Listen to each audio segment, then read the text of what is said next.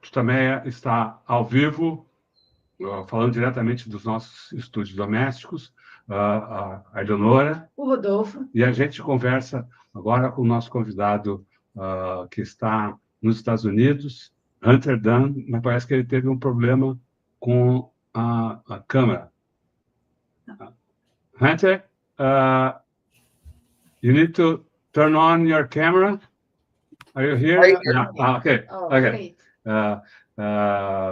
Então, o Hunter Dunn está aqui com a gente agora, falando diretamente dos Estados Unidos, e a Eleonora faz a apresentação mais completa dele, que participa de um movimento que organizou as grandes manifestações anti-Trump nos Estados Unidos neste mês de abril. Eleonora. Hunter Dunn é porta-voz, coordenador de comunicação do movimento 50-51, sobre o qual nós vamos falar hoje.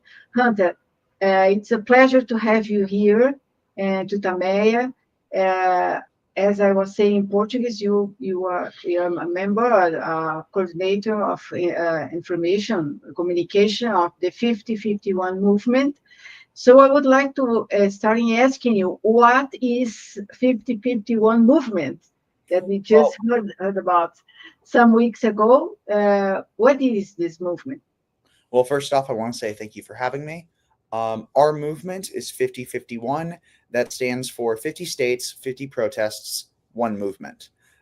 It refers to the idea, it started spreading late January on social media, that people across the nation should go to their local state capital, or if they couldn't make their local state capital, go to their a large city capital, and all protest on the same day against the executive overreach of the Trump administration. It started pretty small, but it gained a ton of traction. We went from a couple hundred people at LA City Hall and between 20 and 50,000 people nationwide on February 5th to 5.2 million people nationwide, and according to MSNBC, up to 100,000 people in LA exactly 2 months later. So it's grown very rapidly as the Trump administration has started to come more into force and start to take harsher policies and make actions that are more obviously authoritarian. Our movement started to rapidly grow as the people are rising up against the Trump administration. So why to demonstrate against Trump administration? Well, it's simple. America is supposed to be a democracy, right? A constitutional republic. We have laws, we have a democratic system, and those aren't being respected by the Trump administration. It is not, we are supposed to have rights for all people, right? Like the fundamental claim of American democracy is life, liberty, and the pursuit of happiness. And that's the point of government, is to protect those things. But our current government is throwing people in torture prisons in El Salvador. Even if they're here legally, even if they haven't done anything wrong, people are being victimized by the Trump administration. And past that, many of the other actions being taken are absurd, trying to take away the congressional power of the purse, ignoring Supreme Court rulings, which is a violation of our constitutional checks and balances, the implementation of the disastrous Trump tariffs, which are causing our country to go into economic freefall, especially as they rapidly vacillate between being off and on again. It's just almost everything the Trump administration is doing is harming the lives, like harming the future lives and rights of the average American. And that's a problem. So thinking about what you said, I saw in some posters that people held during the demonstrations. One of them said that Trump, since he was not obeying the directions of the Supreme Court, he was outside of the law, and this is a crime. Thus, Trump is a criminal. Do you think Trump's a criminal? Do I think Trump is a criminal? I do think Trump is acting contra to the law. Nonetheless, given some Supreme Court rulings we currently have, presidential immunity is a pretty broad topic at the moment, even if I don't think that that's aligns with the Constitution. So whether or not he is actively a criminal is definitely an open question. Some people, members of his administration, especially those who were on that famous Signal chat, the one that had a bunch of military secrets, that was absolutely a crime. So anyone on there would be a criminal. But for Trump himself, he is, acting as a president, that's complicated. As a private citizen, absolutely. He was convicted on 34 counts. So he is, definitionally speaking, a felon. And who is supporting Trump with all it's happening in the United States? What groups are supporting Trump? Well, so Trump, obviously, he, as far as we know, won the 2024 election in both the popular and the electoral vote. He didn't win a majority of the popular vote. He won a plurality, right? The majority of Americans did not vote for him, but many people voted for him because they believed him when he told them that he would make their lives better, right? That he'd lower the price of eggs and that he'd make the cost of living, he'd lower the cost of living, right? Make it more affordable for the average American, and he'd make our country great again. Obviously, those were lies, as inflation has only continued to increase with the tariffs, and as he's actively started to suppress free speech rights and other rights of Americans, which makes us less great, not more great. And you're starting to see as his approval ratings are starting to tank, especially on the economy, there's less people supporting him than there were that voted for him, because most of the people who voted for him were voting for who they thought he was rather than who he actually is, which is a vessel for rage and for the authoritarian, if not openly fascistic policies of the Project 2025 program. How about the elite of the United States? Is there divisions about what Trump is doing? Well, most of the billionaires are pretty united in favor of Trump, right? Like, they benefit. When you're so rich, right, you no longer benefit so much from just gaining more capital, gaining more money, right? You benefit from being better than other people. And one way to do that is to lower the standard of living for everyone else, to make everyone else's lives worse, so your life is proportionally better. And right now, it seems like that's a lot of the strategies of a billionaire. They're trying to hollow out the American government and American society to line their own pockets. And that's why they're backing Trump, because Trump is against the 99% and for the 1%. Although, considering how few billionaires there actually are, it's more like he's for the 0.00001%. But the industries and the great, say, land owners, theoretically they would support Trump, but these recent economic measures, the tariff especially, they seem to go against the interests of the great landowners and the industry. Do you see this shock happening, or they'll go with Trump anyway? Well, if we're asking just a philosophical question of why do people vote and support the candidates that they do, I think that it's a mixture of material interest and ideological interest, right? People vote for people who they think will make their lives better, but that means different things to different people. There's some business people who vote for the candidate that they think will just do the best for them economically, right? And most of those people are going to abandon Trump if they haven't already. Like the soybean industry, amongst others, are starting to realize how bad this is for them because so many industries depend on free trade, right? Now, there are some industries that do benefit from the tariffs in some sense. So those ones are more likely to support him, although the cost of living, the effect, the damage that it does to them as people might outweigh the economic benefits to their individual industry. But most cases, most industries are being harmed by this. But to some people, the benefit isn't that it's making things economically better for them. They're willing to sacrifice their economic benefit because it gets some other goal. Like, for example, there are people who genuinely hate other countries, who hate immigrants, who hate women.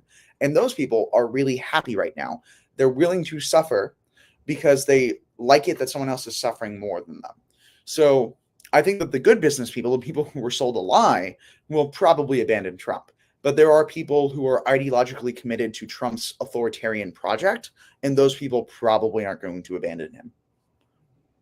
And how about the harm? You talk about the harming Trump is doing to the society. How about the university, the scientific community? What can you tell us about what Trump is doing in this sphere? Yeah, well, most universities and the scientific community are, generally speaking, not fans of the Trump administration.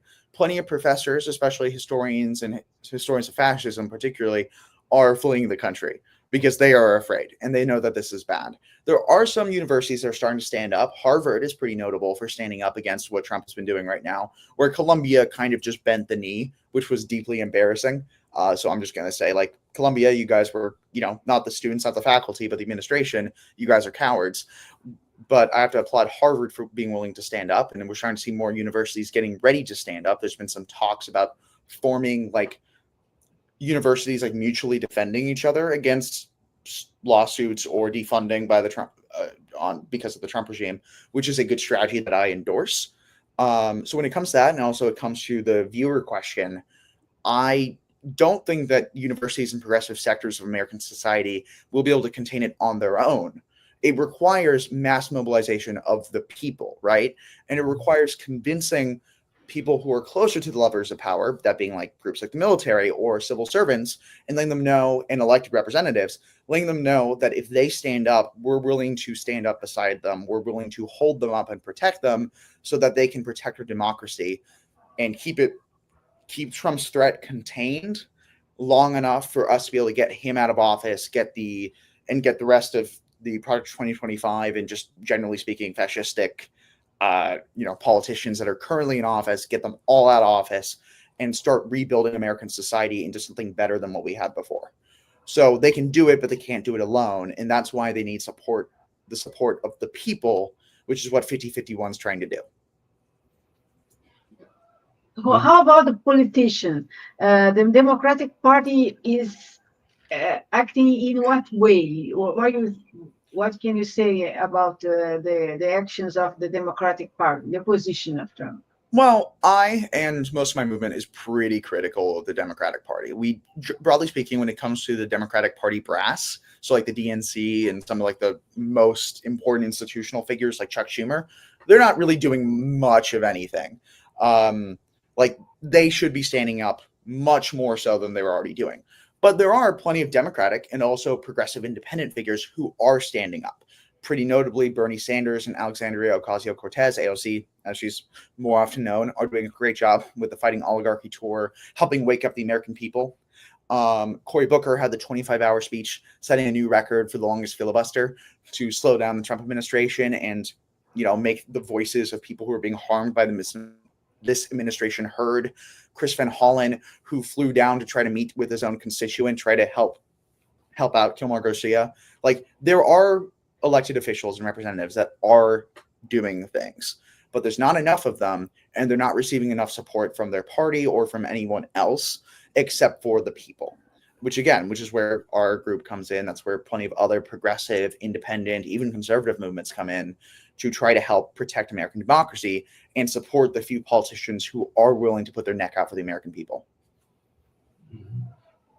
You said before that the movement, the demonstrations, they started small in a few cities, maybe with a few hundred people, and then they kept growing and growing. And can you link this growth with any actions of the government or any actions of Trump? Was there a moment that turned the table, or that people said enough is enough? And I mean, what's the great thing that people said? Wow, we have to go to the streets now.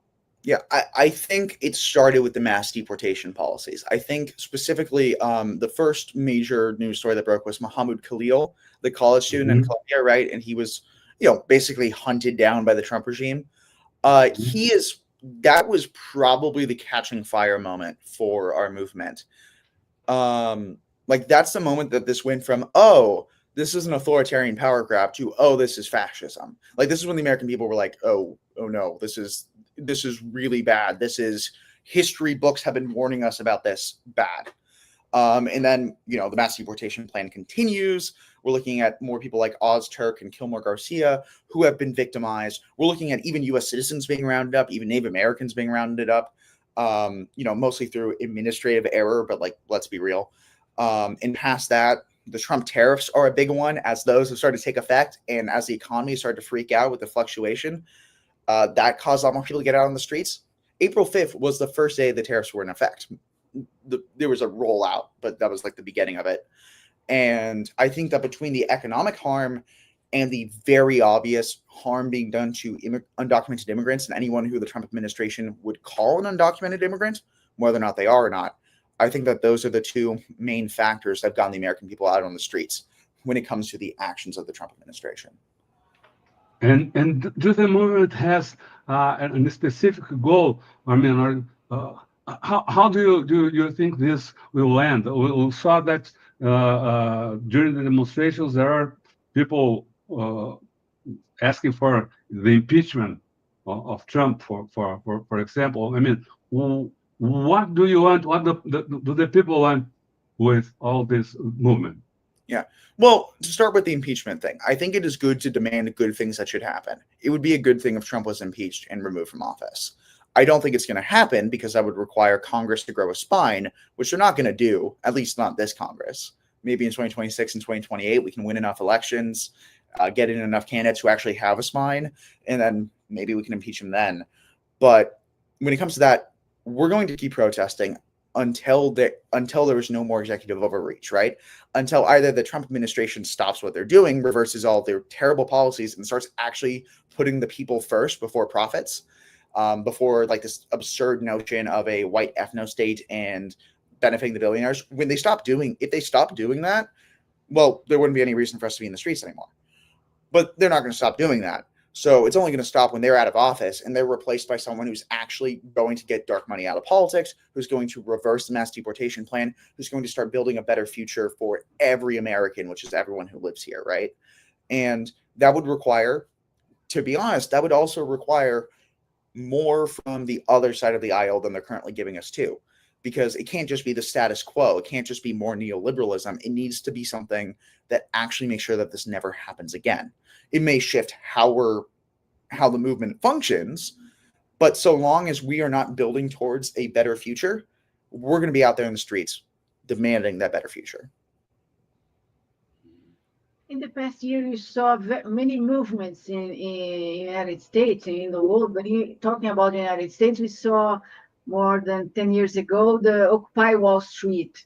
And in the past, we have the civil movement, many others.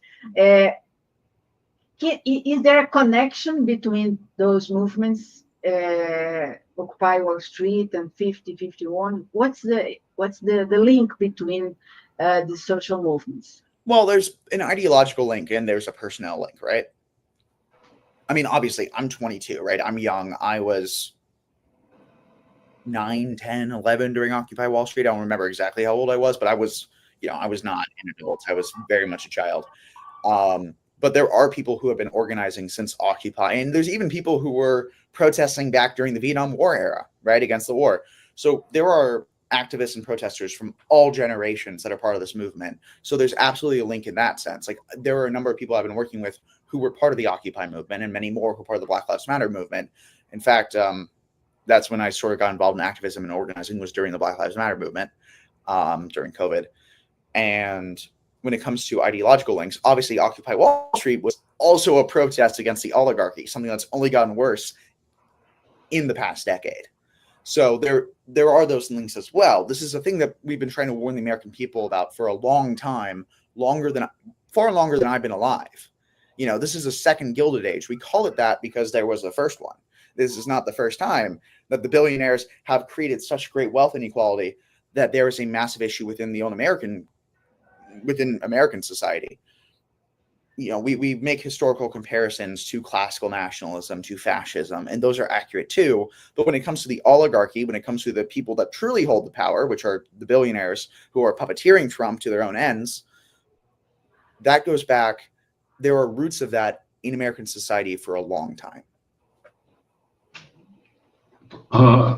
Talking about movements like Occupy Wall Street and all the occupies in the USA, they in a way they faded away, and maybe one of the reasons for that was that they lacked a more political structure that thought about power.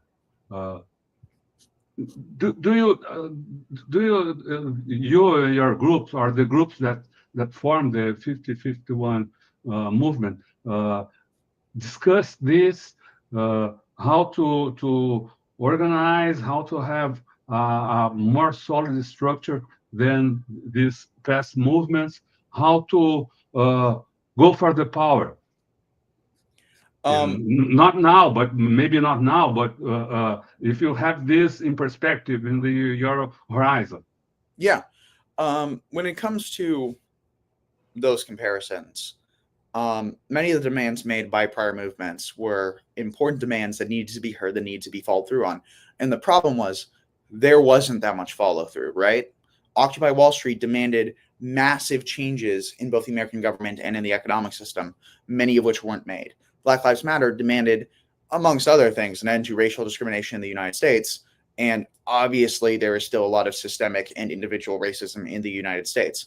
I'm massively simplifying here, but there is, the movement was calling for good things. It was a good movement, but in the end, it didn't get everything it was asking for. It didn't solve the problem, and we're here now.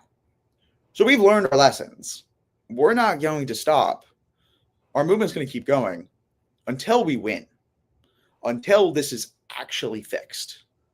This isn't going to go away. Trump can't just go to bed and wake up the next day and suddenly we're done. We're gone because he satisfied us with some bare bones concessions. This is going to require a massive change in how the government functions such that it is actually benefiting the people, like we, the people of the United States. Like, we're not going to go away. This is not going to stop. This is just going to get bigger and bigger and bigger until the government can do nothing but acquiesce to the people and actually represent the average American family. Okay. So can you tell us a bit more about the backbone of the movement, the ideas that structured the movement? I got an image here from the website. I'll put on screen and translate it, and maybe you could comment. Essa é uma declaração que está no site do movimento. Eles dizem: essa é uma guerra contra o povo trabalhador e nós não vamos fugir dela. Eles estão tirando os recursos das nossas escolas, privatizando os serviços públicos, atacando os sindicatos e ameaçando famílias de imigrantes com medo e violência. Foram os trabalhadores que construíram essa nação. E nós sabemos como cuidar uns dos outros. Nós não vamos desistir, nós não vamos recuar. Nós nunca vamos parar de lutar por nossas famílias, pelos direitos e pela liberdade que trazem a oportunidade de uma vida melhor para todos os americanos. O tempo deles acabou. So I read this. Back to the backbones, the ideas that structure your movement. Oh, sorry, I was muted. Yeah, that is language, I believe, pulled directly from the May Day National Day of Action website, Mayday Strong. Yeah, exactly. Yes. So, I am a national press coordinator for 5051. I didn't write that particular language, but believe me when I say I agree with that. And I believe that my movement does too. Because, the American people, we work for a living. And those people, the ones who actually produce and create value for society, which is not the billionaires because they sort of just leech off the top, those are the ones being attacked right now. This is a war on all working people. This is a war against immigrants, against people of all races, classes, and creeds. LGBTQ plus people and immigrants are the two most targeted populations. And the way that things are going, it's not going to just stop with them. It's going to be women's rights, minority rights, and many more that are going to be impacted by this, which is why we all need to stand up together, because our identity as human beings, as people, and as Americans is stronger if we all come together than anything the government can do to us, than anything the billionaires can do to us. So that's where that language comes from. We need to all come together in solidarity. No one's free until we're all free. because an attack on one person is an attack on everyone. You know, I believe it was Martin Luther King Jr. who said an attack on democracy anywhere is an attack on democracy everywhere. I'm going to fact check myself right now, but that's an important thing to understand. One movement. What can you tell us about the organization? What kind of organization gather in this movement? Unions, popular movements. What kind of association get together to create and to make grow the 50-51 movement? I'm sorry, could you repeat that question? The audio cut out. I was asking what kind of organizations made the 50-51 movement. It's a movement of unification of the popular struggle. It's unions, popular movements. What kind of organization are gathered in this movement? Oh, okay, yeah. Organizational structure, absolutely. So the way 50-51 works, so there's a broader anti-Trump resistance, right, which includes a number of groups and movements. 50-51 is one of them, but it's not the only one.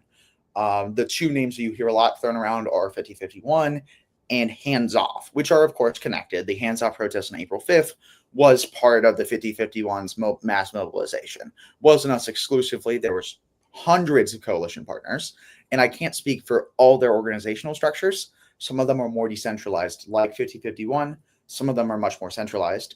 But for 50-51 specifically, we're a grassroots movement, right? We're bottom up. So there are local and state level organizing teams.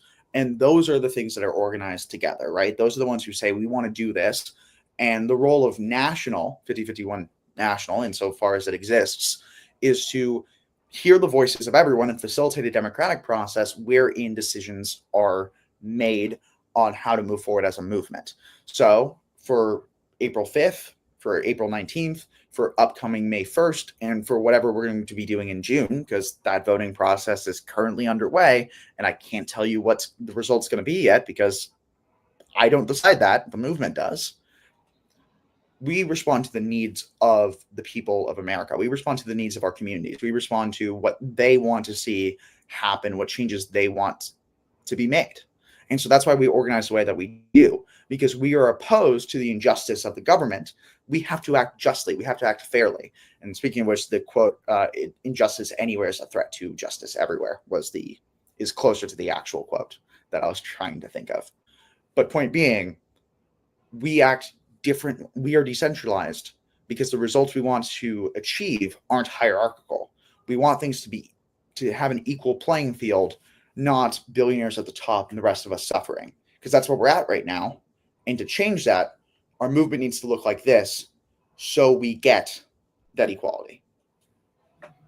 Okay. And do you act also against a vision that Trump's government seems to have about the role of the United States in the world? For example, Trump's Secretary of Defense just said about Central America and Latin America that they wanted to regain, to get back what they called their backyard. So your visions of the government, Trump's government, of the role of America in the world. Are you asking if we should push back against the role, against Trump's vision of the role of America or the role of the government for America? Yeah. Well, yeah. The vision of the Trump administration is, effectively speaking, a white ethno state. It's one that's racially homogenous. It's one that has a strict gender hierarchy. It's one that doesn't have any room for LGBTQ plus people. And it's one that doesn't have any room for immigrants. Like most of American society, I actually think everyone would suffer under that. I think that a less diverse, less democratic, less innovative place is a worse place for everyone to live. And I don't think that should be particularly controversial. But given what our government is currently trying to do, apparently that is controversial to say that a diverse, innovative, and democratic society is better than the one that the Trump administration is pushing. Some say that this situation in the United States, the Trump, is a sign of the United States decay. the decay is in power, and that's emerged a figure like Trump. What are your evaluation about this kind of say? Yeah, Trump in and of himself isn't the problem. He's a symptom of a greater problem, right? Now, he is the most actively damaging part. Like, like if you have a disease, there's symptoms of the disease, and that's what kills you. But he's not the disease himself. He is the pox, or he is the fever, or he is the actual effects of it. Because we have an institutional rot that goes back long before Trump even ran as a vice president for the Reform Party or with ticket. Like, this goes back decades. This is sort of the extent of the post-World War II and post-Cold War American society. There are a number of issues, mainly wealth inequality and the government not truly representing the people, that have caused rage to bubble up. And because people don't have the education and the understanding and the vocabulary to articulate the problems that exist in society that they recognize, instead they fall victim to partisan polarization and listen to people like Trump who tell them that their enemy is their neighbor and not the people at the top who are causing the problems in the first place. So absolutely, Trump is a sign of the moral institutional decay of America rather than the sole cause of that institutional decay. And I think our movement, something that we're trying to push for, is a reversal of that institutional decay, not just the removal of Trump from office, even though that is probably the first step. I would like to go back to the demonstrations. If you could tell us a bit more about what you saw, both in the demonstrations of 5th of April and 19th of April, what people said, what people do. I'll show some images while you speak. You remember these moments, okay? Absolutely. So So April 19th was a little bit different than April 5th.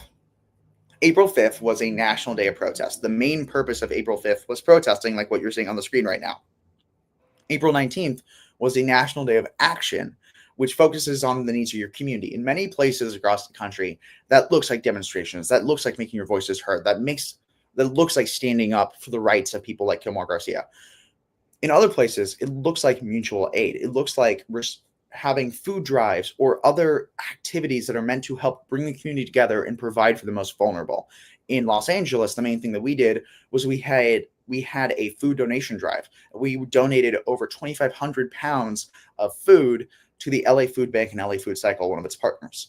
So with 419, we showed that it's about more than just protesting. It's about building people power through mutual aid and through demonstration, because this doesn't end just by holding up the sign. It ends by us taking action to make sure that America has a actual future that isn't just more of the Trump regime, right? Because if they get everything they want, this is going to be the rest of our lives. This is going to be a dictatorship for the rest of our lives. People are going to suffer for the rest of their lives. So we have to stand up against that. And that's why you see, even on a day when about half of our events aren't even protests or demonstrations, we still get 4 million people, according to the Old National Park Service, in the streets. Mm-hmm. So, the demonstration was scattered all over America, no? Yes, and even outside of America, as you can see from that map. Yeah. And millions of people. Do you have how many people got together on April 5th and April 19th? April 5th, we had, I believe, over 1,300 events that I'm aware of. And we had, according to All National Park Service, which has been doing more of the crowd counting and reporting with our coalition partners than we have directly, about 5.2 million people, definitely over 5 million nationwide in the streets protesting. And on April 19th, we had at least 900 events I'm aware of, because, again, there was more mutual aid events. There was more events that weren't demonstrations. And we still had 4 million people, even though so many events in so many large places like in DC and in Los Angeles were more focused around catering to the needs of the community than just protesting. So to some degree, when you look at the impact, you're seeing an even larger impact than we had on April 5th, even though it was just 2 weeks later. And a lot of people are still, recovering from April 5th and from the many actions of the Trump regime. it's tiring living in it is kind of tiring living in a fascist regime. We didn't see, at least we didn't see in social media, repression, actions of the police against the demonstrations. Were there any, or if they the police gets rougher against the movements, are you prepared to face that? So we're starting to see more of a heightened police presence and a more hostile attitude from the authorities, both federal and local.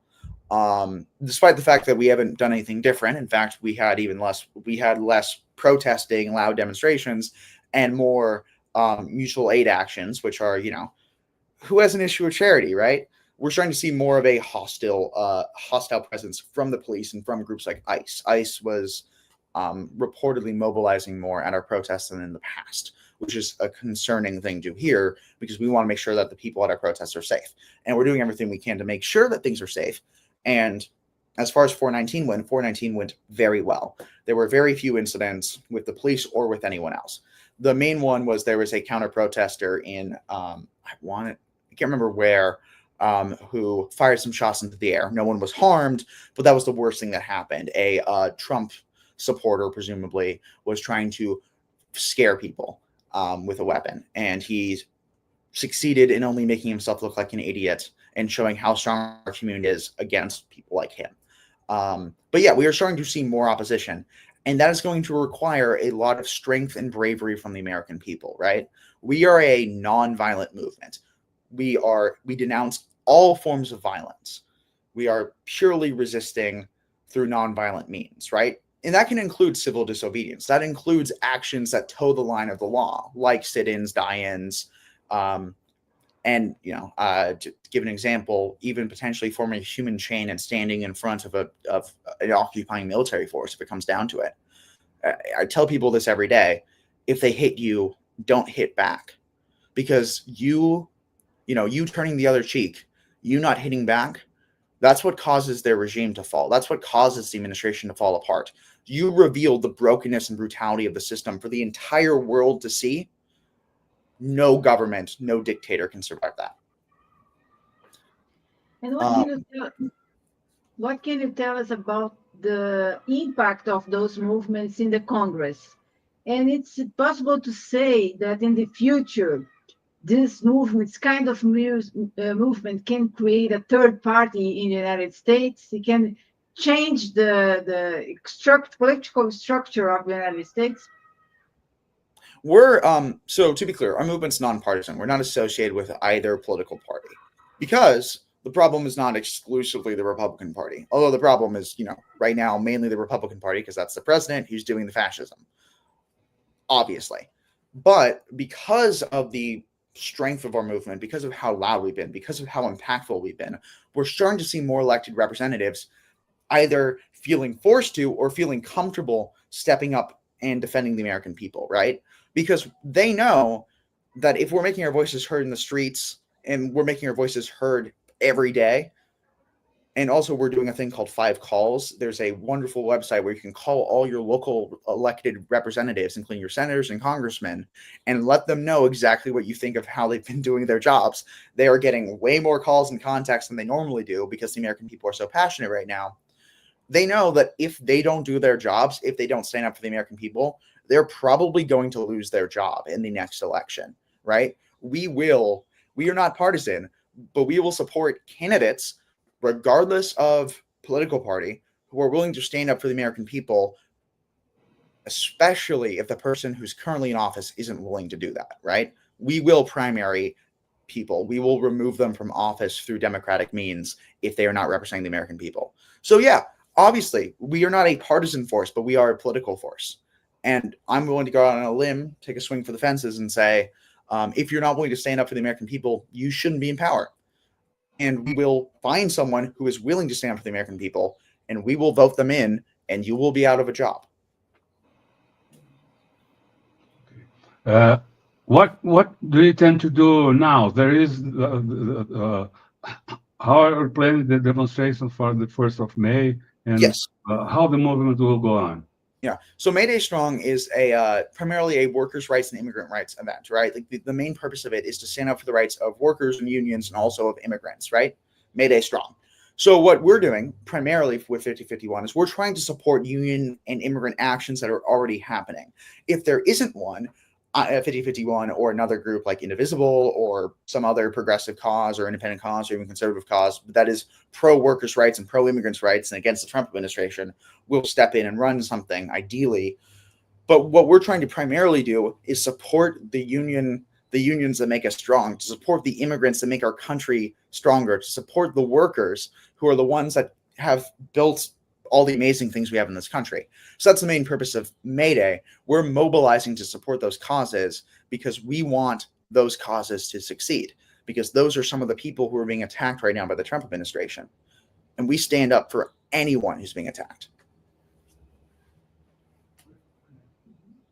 Great. Dan, we'd like to thank you very much for your time, for this interview to TUTAMÉIA. Nós agradecemos também a todos que estão aqui acompanhando ao vivo essa conversa e a todos que nos visitem na internet a qualquer momento. A gente lembra que essa entrevista fica disponível em todos os canais TUTAMÉIA, é só buscar por TUTAMÉIA TV e você nos encontra nas várias plataformas de podcast. Aqui no YouTube, não deixe de se inscrever no nosso canal e você pode também participar do grupo Amigos do TUTAMÉIA. O link de convite para a participação nesse grupo está disponível na descrição deste vídeo. E agora, antes das despedidas, a gente vai ouvir uma fala de balanço aqui do nosso convidado. So, now, before we say goodbye, I'd like to hear you about whatever you want to say to the people, your message to the Brazilian people. Well, you guys went through a similar thing that we are currently going through. You had former President Bolsonaro attempt to do the same thing to your country that's currently happening in our country by President Donald Trump. It makes sense they're friends when you think about it. And I just want to say that we thank you guys for your support. We thank you guys for being willing to make your voices heard, whether it's on social media, whether it's through other ways, because, I want to make sure that we are, when I'm talking about an American movement, I'm talking about that because that's the American people who are suffering right now because of the actions of the Trump regime. But that extends far beyond the United States, right? The United States has had a major influence in world politics, both for better and for worse. The American Revolution had a lot of positive changes, but also many actions we took in the Cold War were very harmful. But right now, America being unstable harms the entire world. It harms Ukraine right now. It harms basically every country because of the whole tariff thing. And we thank you guys for your support. And you all being able to survive Bolsonaro gives me a lot of hope that we can survive Trump. Thank you. Thank you. Thank you very much. Thank you very much. Obrigado, pessoal. So, bye-bye. Bye.